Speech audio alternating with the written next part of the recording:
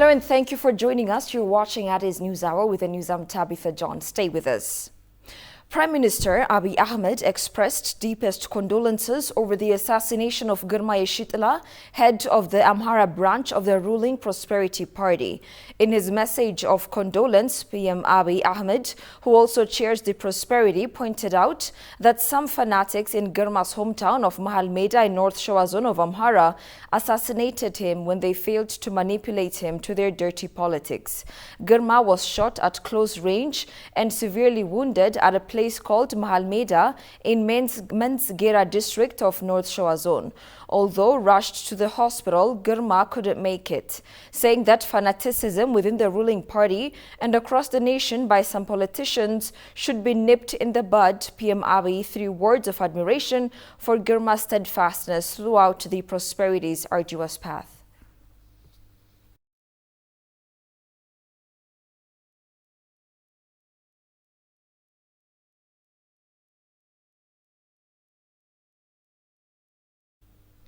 Regional state presidents who headed to Mekelle for a visit today donated 6 billion birr worth of assistance. Presidents of Amhara and Afar have vowed to stand by the people and transitional administration of Tigray to rehabilitate the war-torn region.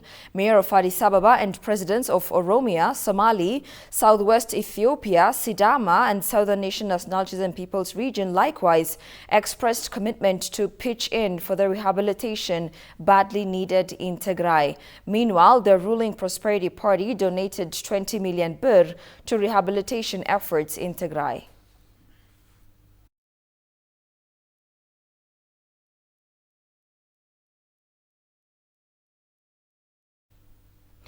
President Sahle-Work Zewde has received credentials of ambassadors of 8 countries. New ambassadors of Turkey, Sri Lanka, Eswatini, Chile, Angola, El Salvador and Guatemala have presented their letters of credential to the president at a welcoming event held at the National Palace. The ambassadors vowed to contribute their part in strengthening the bilateral relationship between Ethiopia and their respective countries.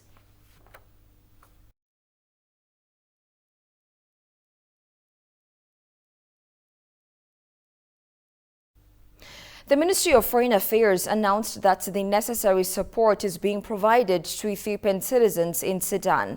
The ministry stated that the area where the Ethiopian embassy is located is a war zone. Therefore, electricity service is cut off and it is difficult to get food and related supplies in the area.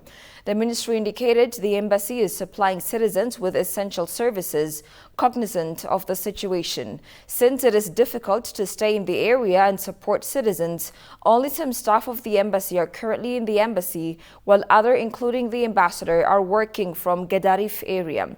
The Ministry of Foreign Affairs underscored that the support being provided to the citizens have been given due attention.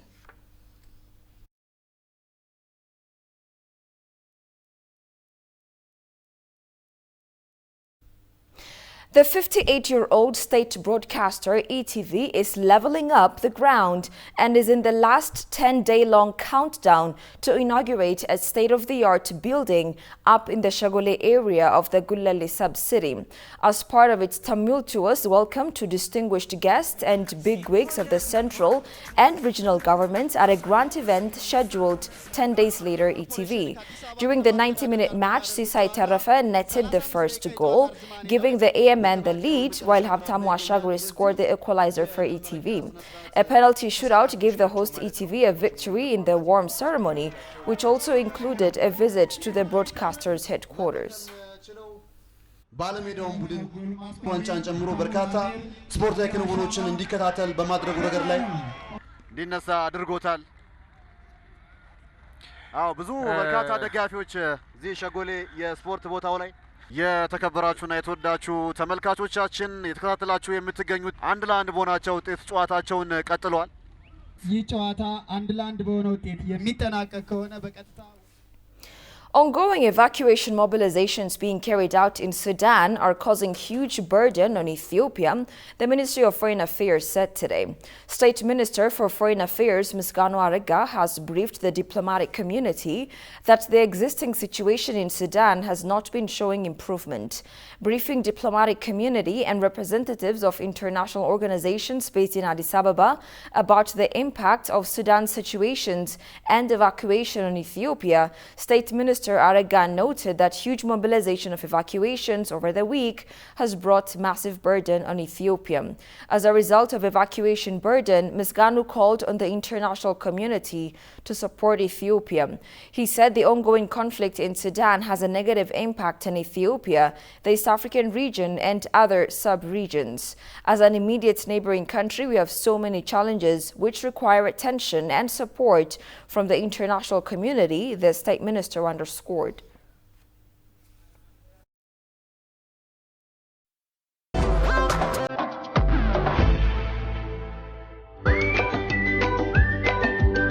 Welcome to the land of origins. Commercial Bank of Ethiopia is pleased to serve all your travel or banking needs. If you have money from any of these 16 countries, you can convert it to local currency by visiting our nearest branch. Alternatively, our secure Forex ATMs accept cash exchange, or if you prefer using your cards, we've partnered with Visa, MasterCard, and UnionPay so that you can withdraw cash from our local ATMs or make cashless transactions at thousands of local POS partners securely and with confidence.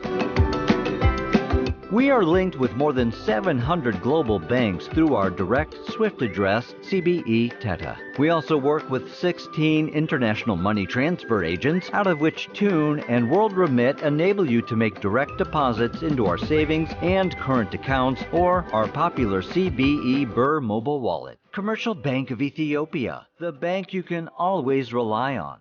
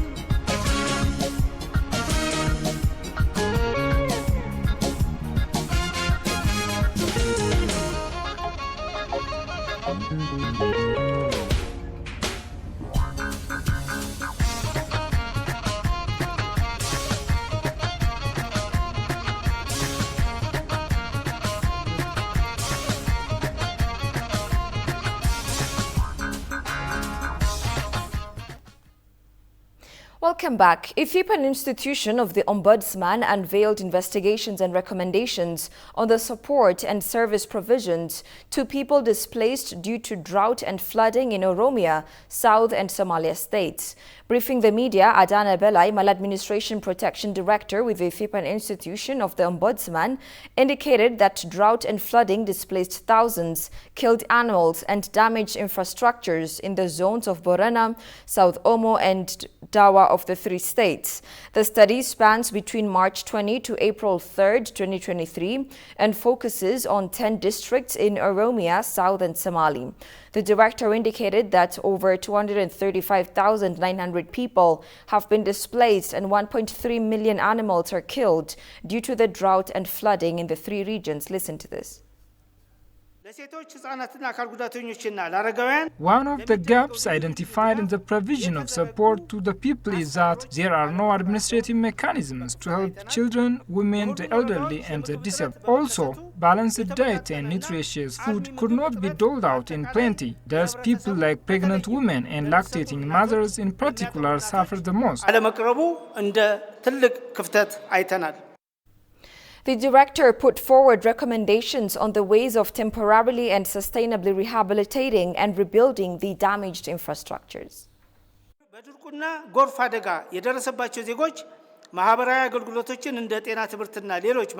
Concerned bodies should exert efforts to rebuild schools, health institutions for the disabled ones, so that they could get social services sustainably. I also call on stakeholders to begin to provide medicines, medical equipment, and necessary educational material to the people affected by the disaster.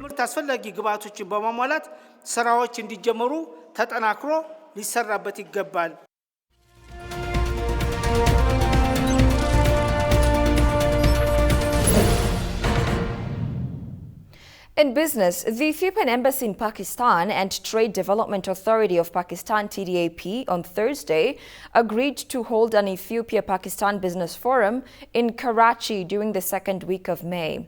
According to the Ethiopian Embassy in Islamabad, the forum aims to boost bilateral trade by connecting business communities of the two countries. The decision to this effect was taken during a meeting between the Ethiopian ambassador to the Islamic Republic of Pakistan, Jamal Bakar Abdullah, and TDAP chairperson Zubair Motiwala.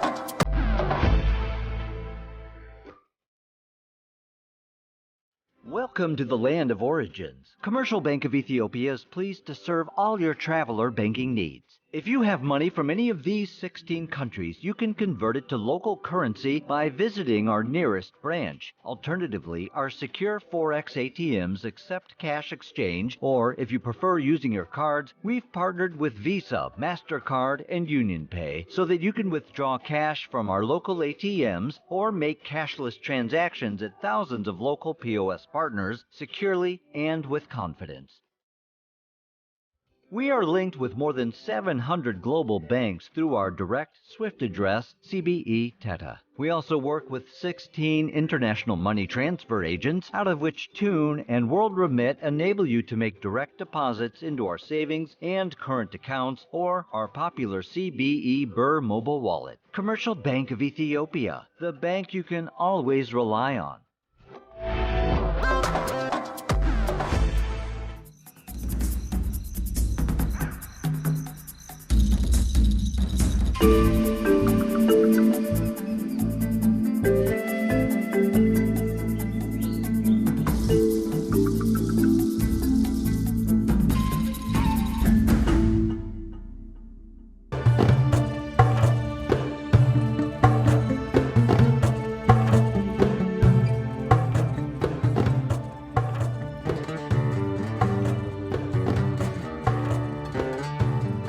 Cairo, the capital of Egypt, is located on the land connecting Africa and Asia and is the 7th most populous city in the world.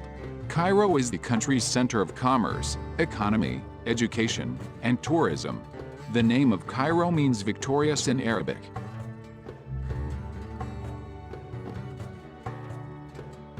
And this is your shop, yeah? And yeah. Which kind of things do you have for sale? I sell perfume and papyrus. It's a gift shop, souvenir shop. Yeah. Okay, cool. All right. Right on. Nice to meet you. I'm going walking, so. All right. Okay. Enjoy. All right. All right. So, this is the Nile River, and so the Mediterranean Sea, right there, or a little ways, a couple hours drive up there. Alexandria is on the Mediterranean up there.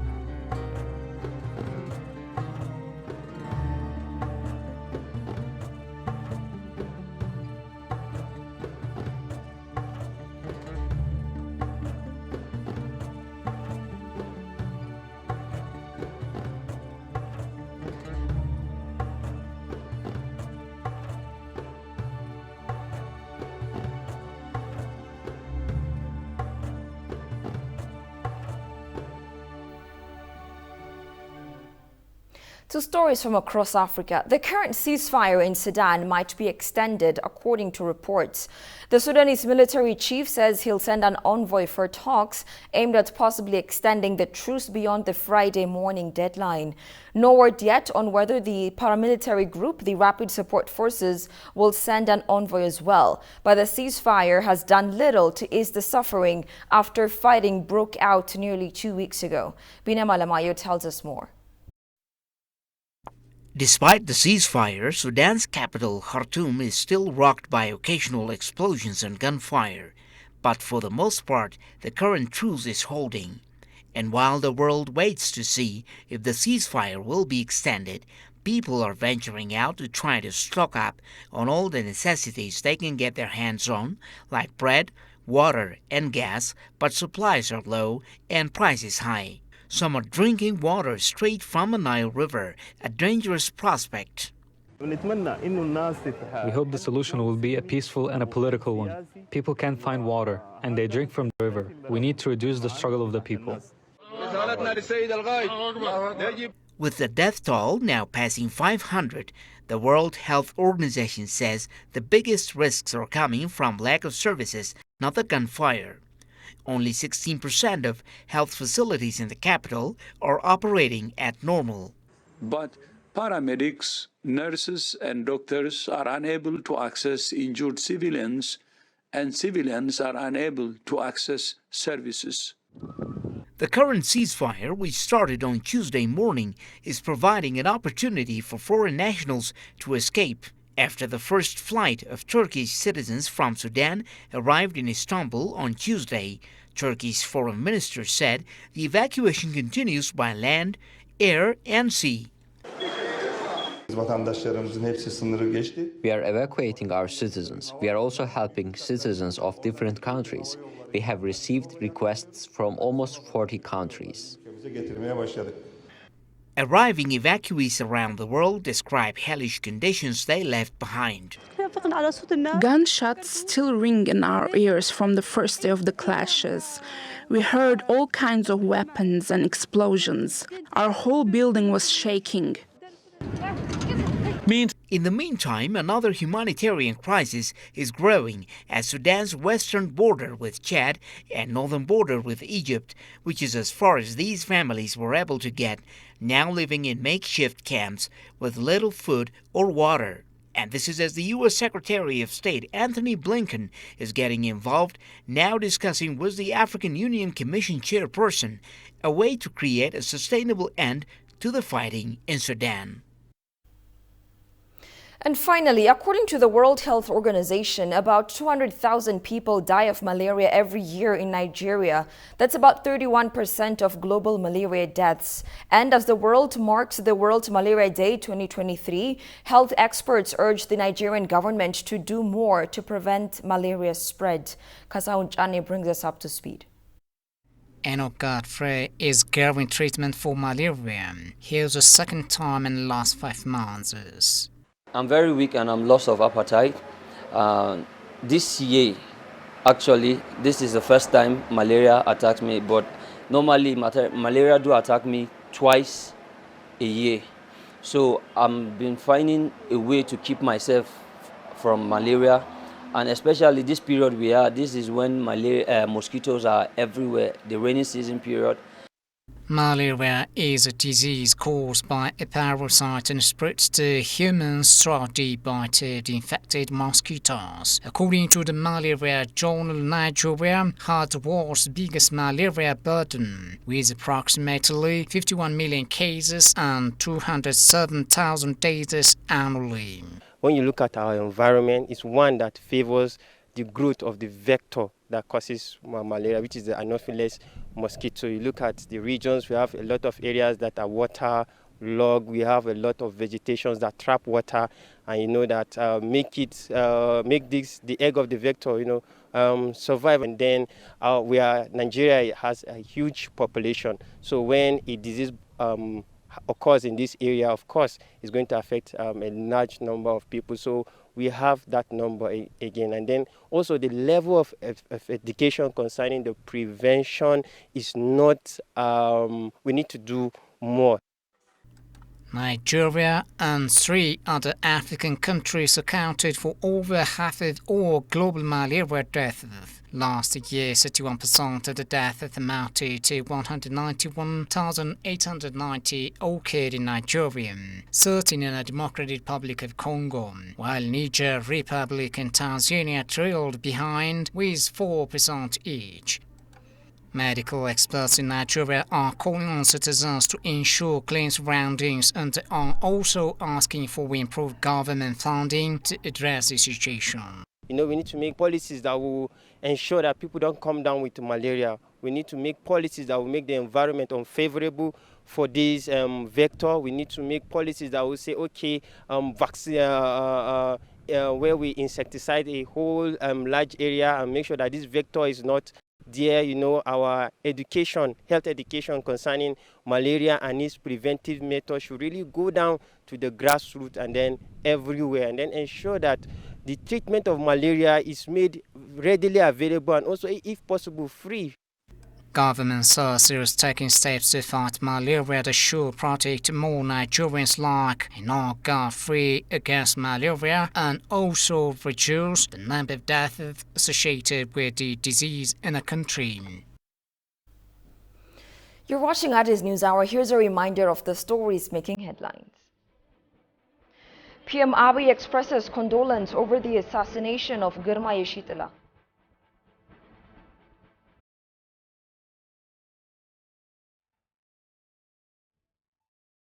And regional states donate assistance worth over 6 billion birr to rehabilitation efforts in Tigray. That's all we had for now. I'm Tabitha John. Many thanks for watching. Have a good night and take care.